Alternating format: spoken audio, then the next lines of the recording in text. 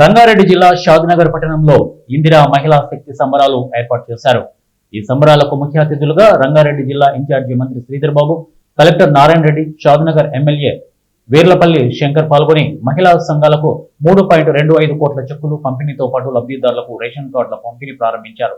మంత్రి శ్రీధర్ బాబు మీడియాతో మాట్లాడుతూ కుల గణనపై చిత్తశుద్ధి ఉంది కాబట్టే అసెంబ్లీలో ఆర్డినెన్స్ చేశామని చెప్పారు. బీజేపీకి చిత్తశుద్ధి ఉంటే పార్లమెంటులో ఆమోదించాలని అన్నారు.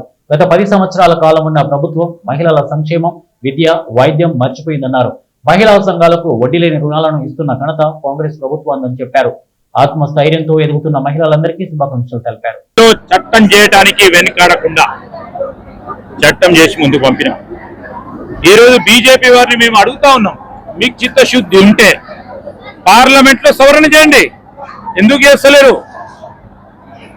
మీరు మా పరంగా శంకిస్తా ఉన్నారు కదా, మా పరిధిలో మేము చేయాల్సింది ఎంత ఉంటే అంతవరకు చేసినాం.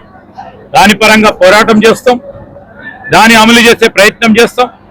కానీ ఈరోజు మేము అడుగుతా ఉన్నాం, బీజేపీకి సంబంధించిన పార్లమెంట్ సభ్యులు, పార్లమెంట్ సమావేశాలు నడుస్తూ ఉన్నాయి, మీ నాయకత్వంతో మాట్లాడండి.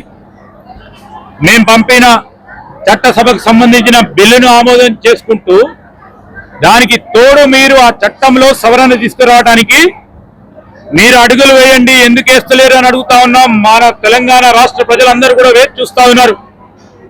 పార్లమెంట్ లో మీకు మెజారిటీ ఉంది. పార్లమెంట్ లో మీకు మెజారిటీ ఉన్నప్పుడు మీ పైన బాధ్యత. మాకు శాసనసభలో ఈ రోజు మెజారిటీ ఉంది. శాసనసభలో చట్టాన్ని తీసుకొచ్చే కార్యక్రమాన్ని చేసినాం. మీకు పార్లమెంట్ లో మెజారిటీ ఉంది.